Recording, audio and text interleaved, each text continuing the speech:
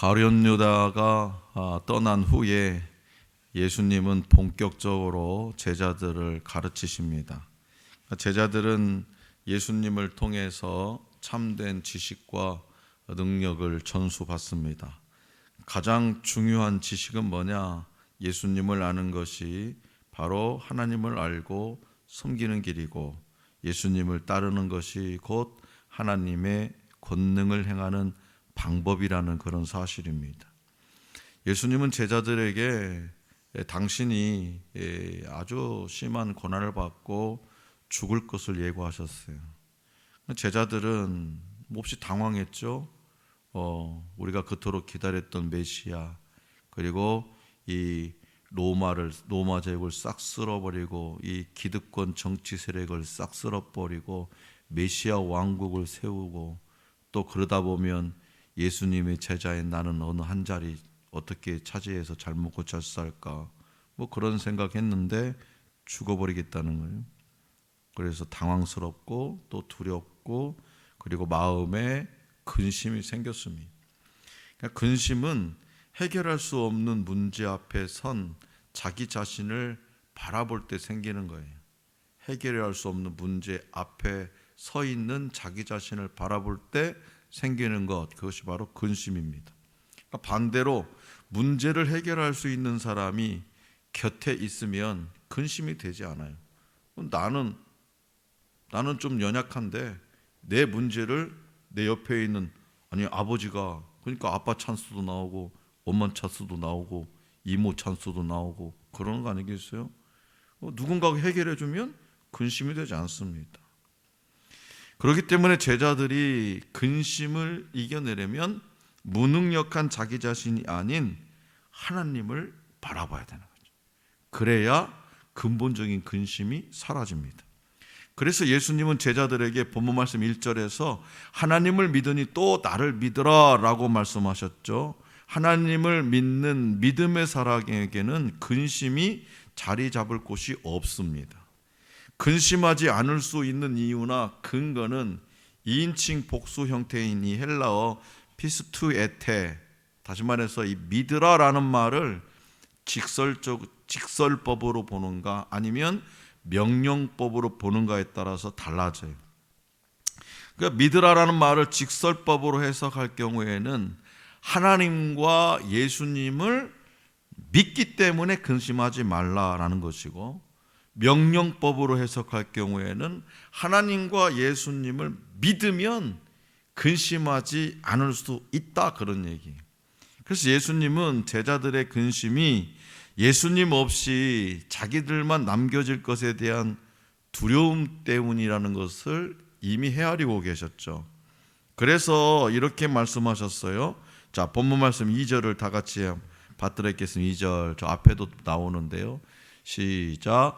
내 아버지 집에 거할 곳이 많도다. 그렇지 않으면 너희에게 일렀으리라. 내가 너희를 위하여 거처를 예비하러 가노니. 아멘. 여기서 예수님이 말씀하신 아버지 집이라고 하는 것은 하늘 집을 의미합니다.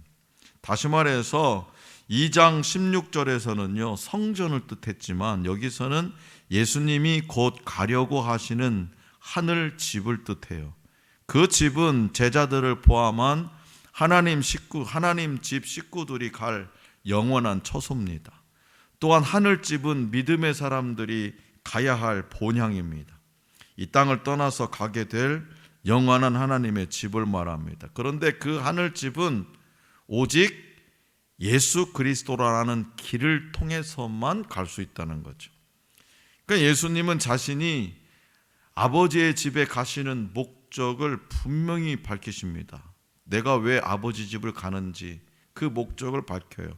2절 하반절이죠. 내가 너희를 위하여 거처를 예비하러 가노니. 내가 아버지 집에 가는 이유는 뭐냐? 너희를 위하여 거처를 예비하러 간다. 그리고 그 목적을 성취하신 후에는 제자들을 영접하기 위해서 다시 오겠다고 약속하십니다. 그러니까 본문 말씀 3절, 가서 너희를 위하여 거처를 예비하면이라는 이 표현은 불확실성을 내포하고 있는 말이 아니에요. 거처를 예비하면, 불확실성이 아니라 거처를 준비하는 과정을 설명하신 것뿐이에요. 또 내가 다시 와서라는 말은 주님의 부활을 의미하는 것일 수도 있고, 또 다른 보혜사, 즉 성령님이 우리 안에 임하실 오순절을 의미할 수도 있고, 또 혹은 성령님의 능력을 힘입은 신자들이 예수님과 교제를 나누는 것을 의미할 수 있습니다. 여기서 중요한 초점은 뭐냐? 이것도 있을 수 있고 저것도 있을 수 있는데, 부활도 있을 수 있고 있는데, 여기서 초점은 제자들이 예수님과 영원히 헤어지진 것이 아니라 다시 만난다는 거예요. 그런데 지금 제자들은 어떤 생각을 하고 있는 거예요? 예수님이 죽는다고 하니까 영원히, 그것이 인간의 상식이잖아요. 인간 사회에서 죽음이라는 것은 영원한 헤어짐이에요. 그 상식의 틀 안에 갇혀 있었던 제자들은 그래서 두려워하는 거예요. 그런데 예수님은 뭐라고? 영원히 헤어지신 것이 아니라 다시 만나겠다는. 그때가 종말 이후라도 그것은 한참 후라기보다는 곧 이르게 될 가까운 미래입니다. 여러분, 종말하면 나하고는 상관이 없는 것으로 생각하잖아요. 일반적으로 종말의 때가 언제예요? 그거는 뭐 한참 멀었지, 아직도 멀었지. 근데 그 종말이 한참 후가 아니라는 거예요. 곧 이르게 될 가까운 미래. 그래서 예수님은 장차 제자들이 자신과 함께 있을 것에 대한 소망을 심어 주심으로써 제자들을 위로하시는 거예요. 두려워하지 말라, 근심하지 말라. 우리는 또 만난다, 다시 만난다. 그리고 이 본문 말씀은요, 유대인들의 결혼 예식을 빗대어서 하신 말씀이에요. 왜 그래요? 이해를 잘 시키기 위해서. 예수님의 말씀을 전하는 방식은 비유가 많잖아요. 그리고 어떤 시대적 배경이라든가 역사 이런 것들을 통해서. 왜? 이해를 잘 시키기 위해서. 그러니까 유대인들의 결혼 예식, 유대인들은 결혼하기 전에 먼저 약혼을 하죠. 약혼. 그래서 그 약혼을 한 신랑은 신부와 함께 고향에 돌아와 가지고 살 집을 짓습니다. 그리고 이제 결혼해 가지고 가정을 꾸릴 수 있는 어떤 기반을 만들어. 그것이 대략 한 1년 정도 돼요. 그동안 신부는 뭐 하냐? 자기 집에서 말 그대로 신부 수업을 받습니다. 그러니까 신랑 신부가 살 집이 완성될 즈음에 신랑의 아버지는 이제 딱 그 상황을 보고 자기 아들에게 며느리를 이제 데려오라고, 처갓집에 가서 신부를 데려오라고 명합니다. 그러면 신랑은 신부에게로 가서 그를 데리고 돌아와서 이제 정식 결혼, 혼인 잔치를 하는 거죠. 무슨 말이냐? 이 본문 말씀은 예수님이 반드시 다시 오실 것을 전제로 한 말씀이에요. 신랑이 신부하고 약혼을 하고 갔어요. 그럼 약혼을 하고 간 사람은, 이 신부는 신랑이 반드시 다시 오실 것을 기다리는 거예요. 그리고 반드시 그 신랑은 돌아오게 되는 거예요. 그 예수님이 다시 오실 신랑이라면 오늘 저와 여러분들은 신랑을 맞이할 신부가 되는 거죠. 그래서 우리는 오직 예수 그리스도만을 신랑으로 삼는 정결한 삶을 살면서, 신부 수업을 하면서 다시 돌아올 신랑을 기다리는 신부가 갑자기 우리 동네에 잘생긴 어떤 남정네가 이사 왔다고 해가지고 그 남정네한테 한눈을 팔면 되겠습니까? 안 되는 거잖아요. 그래서 정결한 삶을 살면서 그분을 기다려야 한다. 우리 주님을 다시 오시겠다 약속하신 그 주님을 기다려야 한다, 그런 뜻이. 그래서 성경에는 많은 부분의 예언과 성취가 기록되어 있습니다. 메시아가 아브라함의 혈통에서 태어날 것이라는 예언이 그대로 성취되었죠. 또 이사야서 7장 14절에 동정녀 탄생 예언, 그 다음에 미가 선지자를 통해서 베들레헴에서 아기 예수가 탄생을 말씀하셨는데 딱 700년, 약 700년이 지나서 그 말씀 모두 그대로 성취되었다는 거죠. 그러니까 하나님의 말씀은 있는 그대로, 그 말씀 그대로 성취된다. 놀라운 것은 예수 그리스도의 재림에 대한 예언이, 재림은 예수님이 다시 오시겠다는 거잖아요. 그 재림에 대한 예언이 신약 성경에만 380번이나 기록되어 있대요. 매일매일 재림 신앙을 갖고 재림을 대비하면서 살라는 하나님 말씀으로 우리는 이해할 수 있습니다. 예수님은 재림의 때에 대해서 이렇게 말씀하셨어요. 마가복음 13장 24절에서 26절이에요. 여기 보세요. 시작. 그때에 그 환난 후 해가 어두워지며 달이 빛을 내지 아니하며 별들이 하늘에서 떨어지며 하늘에 있는 권능들이 흔들리리라. 그때에 인자가 구름을 타고 큰 권능과 영광으로 오는 것을 사람들이 보리라. 아멘. 예수님 재림의 때에 종말의 재앙이 덮칠 것이지만 주의 백성은 안전할 거죠. 그래서 예수님은 마가복음 13장 22절, 27절에서 이렇게 약속의 말씀을 하셔요. 시작.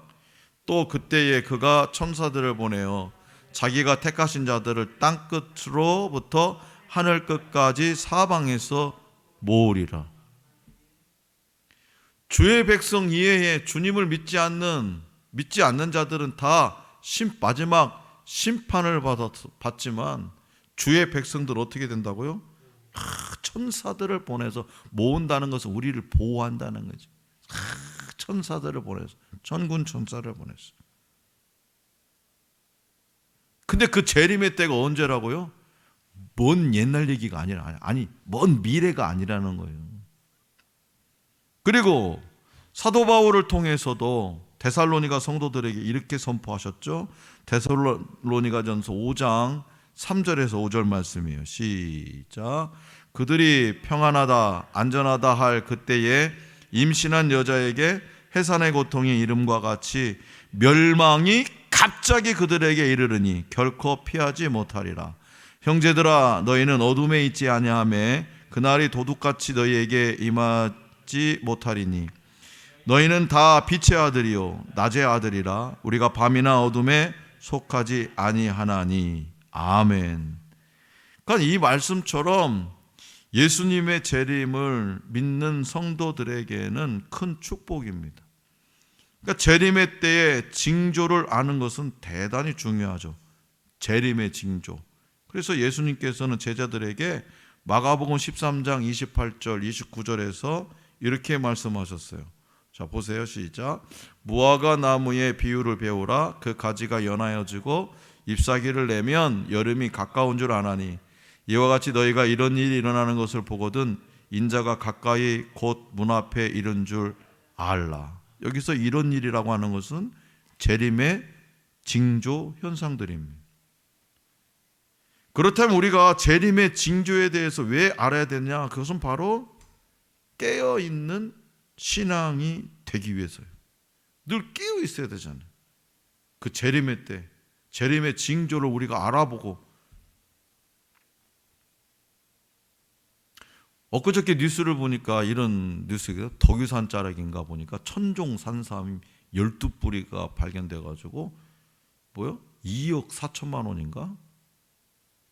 그 10만이 약초꾼들이 2억 4천만 원 나왔대, 경매가가.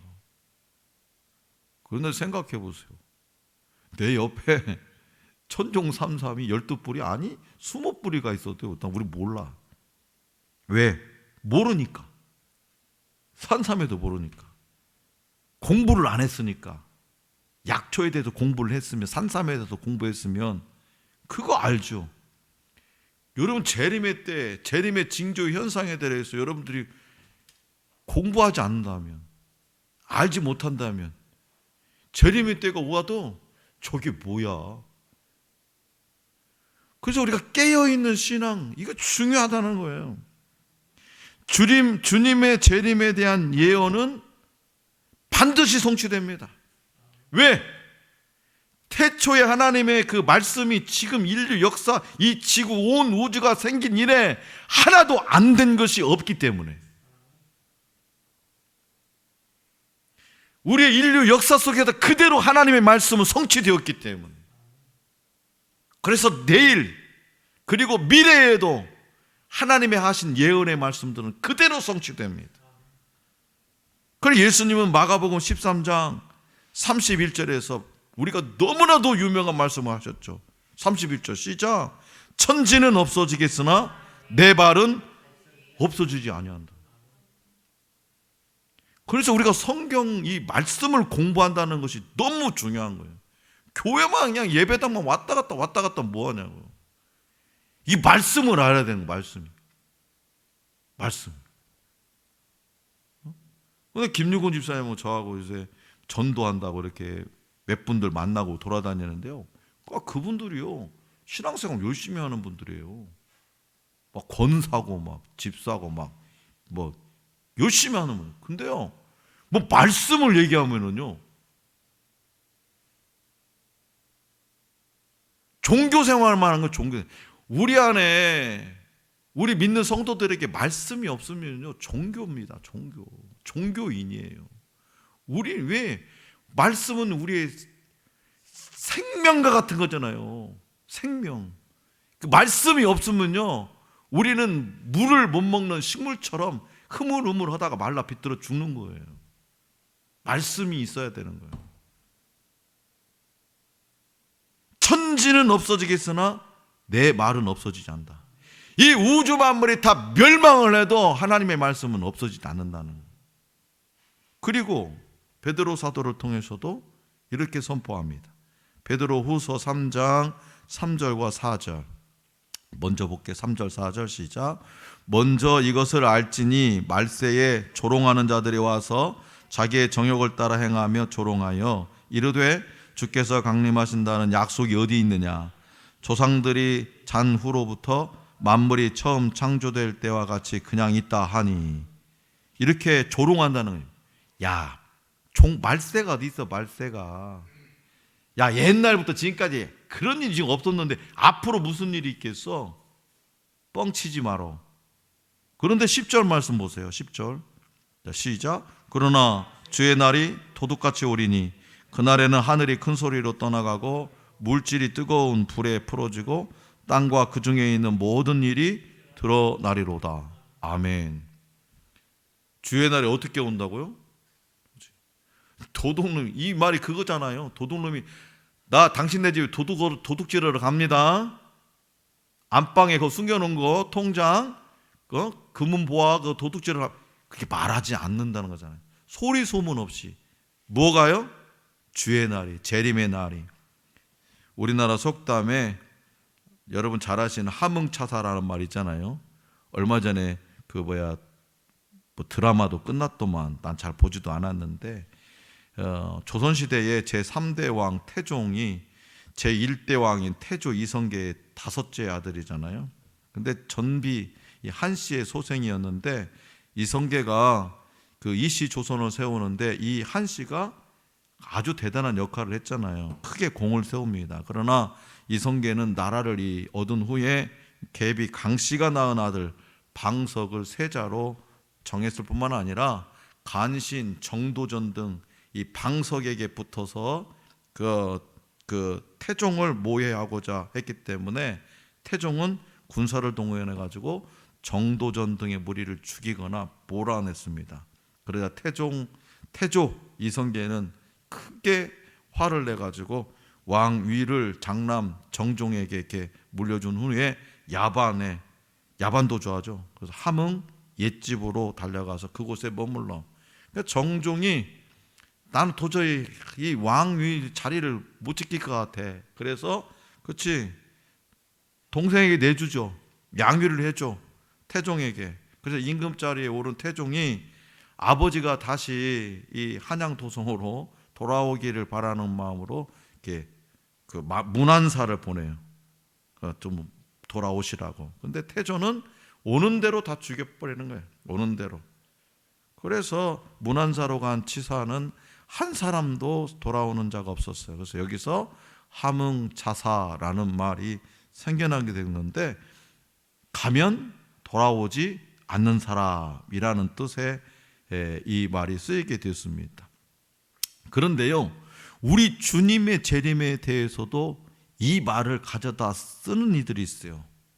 재림을 말할 때, 야, 네가 믿는 예수도 함흥차사지. 응? 네가 믿는 예수도 함흥차사지. 오긴 뭘 오냐? 야, 벌써 지금 올해가 지금 몇 년이냐? 몇 년도는 2022년 아니냐? 지금 2000년이 넘는데도 지금 안 오고 있는데, 그렇게 비꼬는 이들이 있어요. 그러나 성경은 분명히 말씀하죠. 누가요? 성경이 말씀한다는 건 뭐예요? 하나님이 말씀한다. 자, 요한계시록 1장 7절 말씀. 시작. 볼지어다 그가 구름을 타고 오시리라. 각 사람의 눈이 그를 보겠고 그를 찌른 자들도 볼 것이요 땅에 있는 모든 족속이 그로 말미암아 애곡하리니 그러하리라. 구름을 타고 사람들의 눈에 보일 수 있도록 오신다는 거예요. 그리고 자, 요한계시록 22장 20절 말씀. 시작. 이것들을 증언하신 이가 이르시되 내가 진실로 속히 오리라 하시거늘 아멘. 주 예수여 오시옵소서. 어떻게 오신다고요? 속히 오신다는 거예요. 속히.